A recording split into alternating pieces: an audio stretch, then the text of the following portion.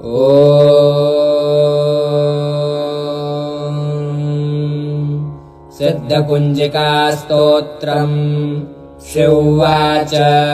शृणुदेवि प्रवक्ष्यामि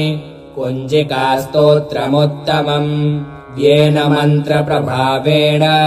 चण्डीजापः शुभो भवेत् न कवचम् नार्गलास्तोत्रम् कीलकम् न रहस्यकम् न सूक्तम् नापि ध्यानम् च न न्यासो न च वार्चनम् कुञ्जिकापाठमात्रेण दुर्गापाठफलम् लभेत् अतिगुह्यतरम् देवि देवानामपि दुर्लभम् गोपनीयम् प्रयत्नेन स्वयोनिरिव पार्वती मारणम् मोहनम् वश्यम् स्तम्भनोच्चाटनादिकम्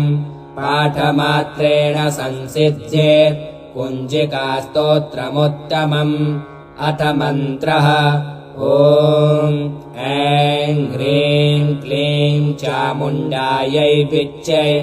ॐ ग्लौं हूं क्लीं जूं सः ज्वालय ज्वालय ज्वल ज्वल प्रज्वल प्रज्वल ऐं ह्रीं क्लीं चामुण्डायै विच्चे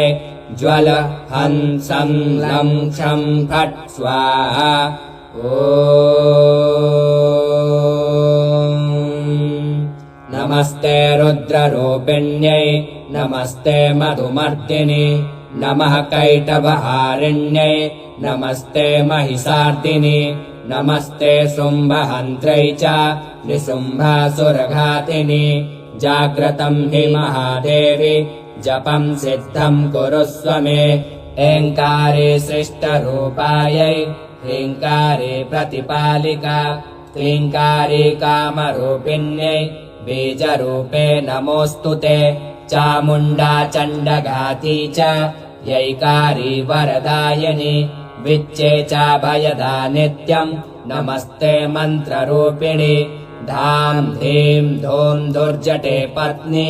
वां वीं वुं वागधीश्वरि क्रां क्रीं क्रूं कालिका देवी शां श्रीं श्रूं मे शुभम् कुरु हुं हुं हुंकाररूपिण्यै जं जं जं जम्भनादिनि भ्रां ह्रीं भ्रूं भैरवी भद्रे भवान्यै ते नमो नमः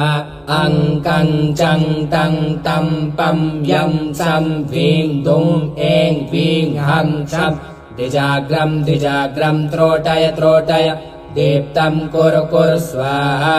पां पीं